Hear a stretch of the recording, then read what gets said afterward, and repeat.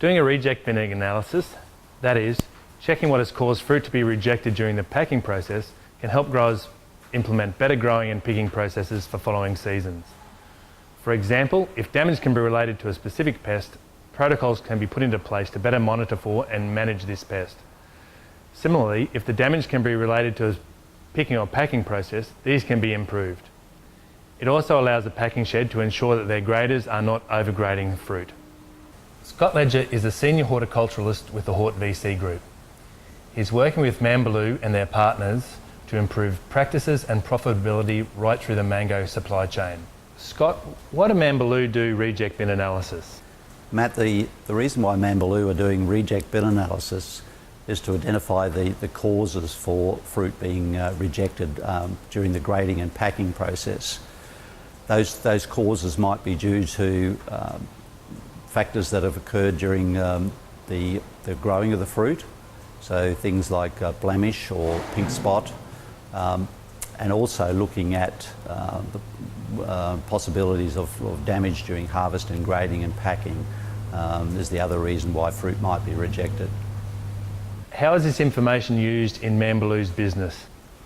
This information is really useful to Mambaloo. It's useful in terms of the immediate need. So one of the things that the quality controller is doing is also checking whether fruit is being overgraded. So that means that there's fruit that's packable that's actually finishing up in the reject bin. And so by doing reject bin analysis, you can identify that very quickly and then rectify the problem. So that's an immediate use of the information. But the information is also very useful in terms of growing the crop and planning the next season's operation.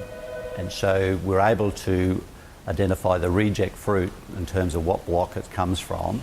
And so we can look at the production of that block. And for example, that we might have one particular block as a higher incidence of pest incidence than other blocks. And so through the reject bin analysis, we're able to identify that and look at the reasons why and adjust the actual spray program, for example, if it was a pest. So that's one of the ways in which they use the information in the field. Another way in which they use it, and last season was a good example, is that they're tracking the amount of fruit that's being rejected for being too ripe. And what the reject bin analysis showed last year, along with the receival assessment, is how much fruit was actually being rejected due to softness. And so at the start of the harvest, there was very little fruit being rejected, but about halfway through, the numbers started to increase. And so what Mambaloo is, that information's been able to help Mambaloo plan their harvesting operation for this season to minimise the amount of fruit that's being rejected due to softness. The first thing the quality controller does is to fill out the top section of the record form. So they record the date, the location of the pack house and the variety, and then the time the assessment is done. The next step is to randomly sample 50 fruit from the bin.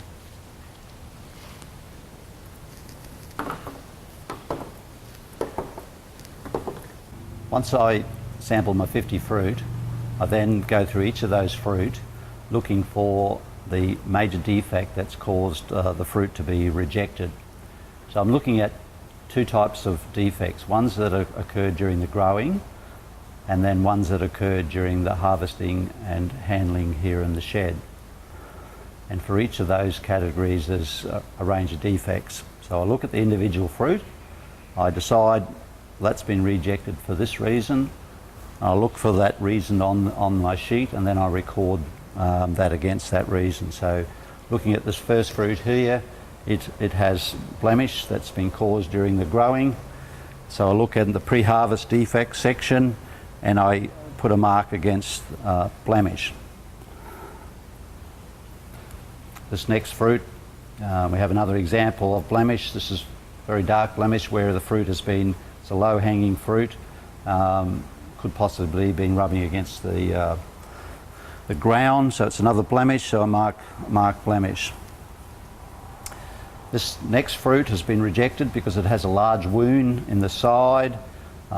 This wound could have occurred on the harvesting machine, but it also could have occurred here in the packing shed. So I look for post-harvest defects, and in that category I find wounds. Now here's a fruit that's has been overgraded. It could have been packed. So I have a section down in the bottom here called overgrading. And so when I complete my my analysis, I'll be looking at the percentages of different defects and also overgrading. Here's one that has a large lump on the side, so it's quite clearly been rejected because it's misshapen. And we continue assessing each fruit until we've completed our 50 fruit sample. Thanks very much for your time today, Scott. I appreciate you're very busy during the mango season. It's been a pleasure, Matt. I'm always pleased to be able to share my knowledge and experience for the benefit of growers and the wider mango industry.